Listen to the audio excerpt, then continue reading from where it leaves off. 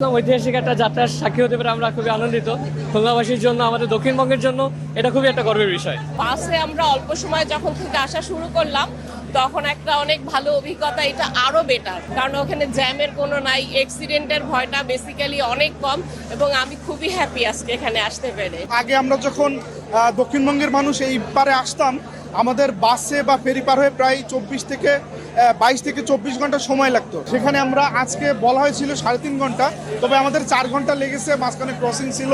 আর প্রথম দিন আমরা দক্ষিণবঙ্গের মানুষ অনেক খুশি। ভাড়া বাসের তুলনায় বলা চলে প্রায় অর্ধেক। আমাদের একটা অনেক মানে প্রত্যাশিত একটা জিনিস, আমরা অল্প সময় ঢাকা আসতে পারবো, সকালে এসে অফিস করতে পারবো। আমি খুলনা থেকে 6টার সময় রওনা হয়েছি, 6টায় আমাদের টাইম ছিল, 6:03 ছেড়েছে, বিলম্ব ছিল প্রায় 1 ঘন্টা। আমাদের এটা 9:40-এর ভিতরে ইন করার কথা থাকলে আমরা 10:35-এর দিকে আমরা ইন করেছি। আলহামদুলিল্লাহ, প্রথম দিন এটা আমাদেরকে অ্যাকসেপ্ট করে নিতেই হবে। ইনশাল্লাহ বাংলাদেশ রেলওয়ে বিলম্ব যাতে না হয় এটা খেয়াল রাখবে আশা করি।